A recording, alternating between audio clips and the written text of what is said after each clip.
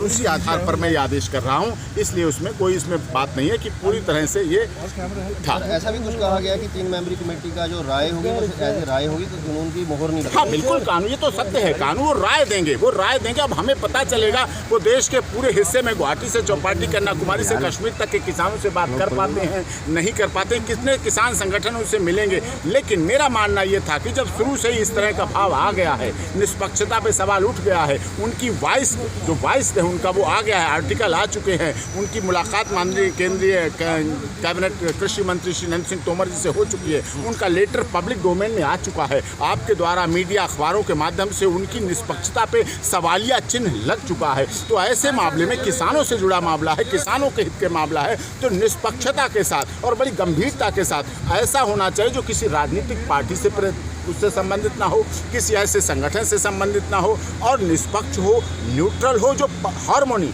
सौहार्दता, ये विषय विश्वास का है। ये कानून केवल सरकार और किसान की लड़ाई नहीं है, किसानों की लड़ाई सिर्फ कानून के खिलाफ है। सरकार के तो साथ हैं, 26 जनवरी के साथ हैं, देश की सभ्यता संस्कृति आन मान शान के साथ हैं, लेकिन किसानों की लड़ाई इन कानूनों के खिलाफ है। तो इन कानूनों के खिलाफ एक ऐसी हार्मोनी, सौहार्दतावान, सद्भावपूर्ण वातावरण जो हो सके, जिससे सभी लोगों को ये पता चल सके, देश के लोगों को, कि माननीय सर्वोच्च न्यायालय भी हमारी पूरी तरह से सुन रहा है। उन्होंने कहा स्टे दिया है, कोई चिंता की बात नहीं है, देश के किसानों को बिल्कुल परेशान नहीं होना चाहिए, क्योंकि कोर्ट ने स्टे दे दिया, रोक दिया, कहीं इम्प्लीमेंटेशन इसका नहीं होगा, ये समझना चाहिए और इसी के साथ आगे की प्रोसीडिंग करना चाहिए। क्योंकि किसान इस देश का 10 दौर की वार्ता हो चुकी, उसे भरोसा नहीं है, वो सरकार से भरोसा चाहता। 10 दौर की वार्ता के बाद भी अगर किसान का भरोसा नहीं है तो इस देश के लिए भी दुखद है। और माननीय सर्वोच्च न्यायालय इसलिए लगातार जल्दी सुनवाई कर रहे हैं, और मैटर पेंडिंग होते हैं, लेकिन किसानों का मामला है, उनकी वजह से इस मामले की लगातार सुनवाई की जा रही है। डायरेक्शन तो नहीं दी गई कि दिल्ली पुलिस तो उससे तालमेल करे किसानों से? ट्रैक्टर मार्च को लेकर, किसानों के ट्रैक्टर मार्च जो 26 जनवरी को होने वाला है,